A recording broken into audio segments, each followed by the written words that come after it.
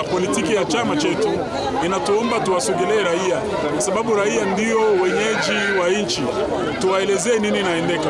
Unajua bwana Chilombo anaongea maneno leo, anasema hili neno, kesho anasema ingine. Wakati tuliongea kule Doha, bwana Chilombo alirudia akaanza kuongea maneno mengi sana ya mbaya na maneno ya CFA kwenye social medias. Ndio maana wakuu viongozi na liwali wa jimbo wetu ametuambia muende mkaone watoto wa Majengo, muambie ni nini inatarajiwa. Mambo ya Doha mliongea nini? Tulisikilizana kwa pointi ngapi?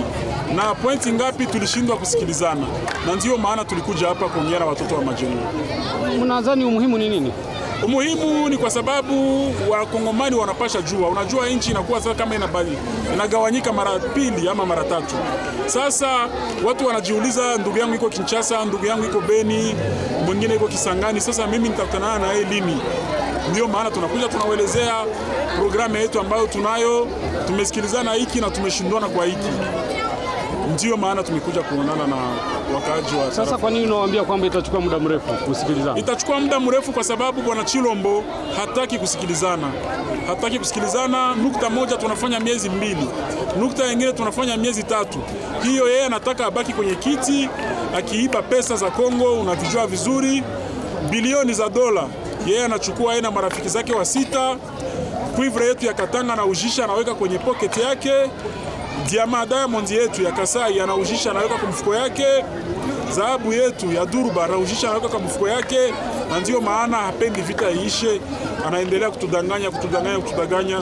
Lakini wakuu viongozi wa chama wamekamata hatua kubwa sana ya kumfukuza atoke.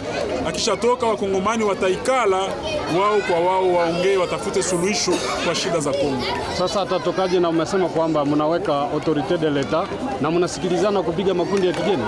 Hiyo kusikilizana kupiga makundi ya kigeni, hiyo tunajua kama bwana Chilombo ndiye boss. Yeye ndiye anawapatia silaha na kila siku anaendelea kuwapatia silaha. Wakati tutaona kama kweli ameacha kuyapatia hayo makundi ya kigeni ya kigaidi, FDLR pamoja na ADF, anaacha kuwapatia silaha, na sisi tutasema ndio, kuja tuungane tupiganisha wa FDLR, tupiganishe na ADF. Hao wa ndugu zetu wazalendo sisi hatupendi kuwapiga, kwani ni wakongomani. Hao ndio watajenga nchi, hao ndio watajenga Kongo, ndio hao ndio watakuwa maofisa kesho. Na ndio maana bwana liwali wa jimbo alisema wakuje hao wazalendo, hatutawapiga, tunawafungulia njia, wanakuja wanajiripoti, wanaenda kwa formation, kwa refresh siku kidogo, wanarudia wanajenga nchi yao. Lakini hao watu ambao wametoka nje, magaidi kama FDLR, kama Chilombo anaendelea kuwapatia silaha, vitu unaona huko Shabunda na teritwari ya Mwenga, anawapatia silaha, anawapatia na makuta, anawapatia pesa ili waje waue wakongomani. Hayo mama tutaitika kwenye wako wanatokea, na sisi tutaenda hapo, tutanyamazisha hiyo threat, hiyo menace, tutainyamazisha kusurse.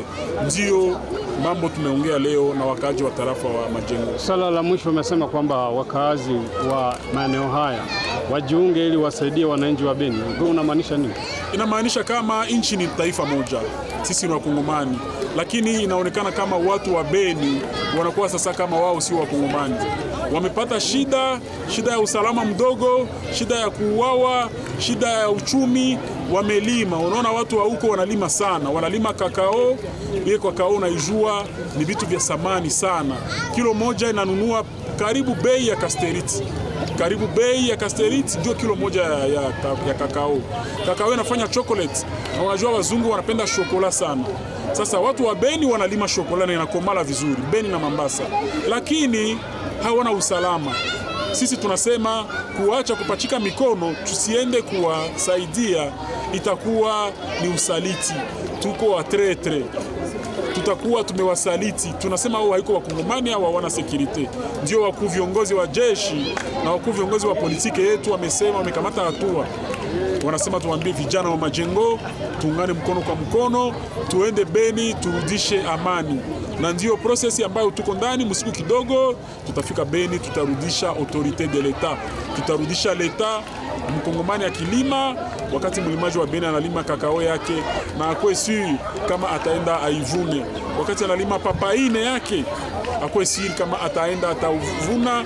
Wakati analima vanie yake, akuwe siri kama analima na ataenda ataivuna. Ndio mpango ya wakuu viongozi wa chama. Asante sana.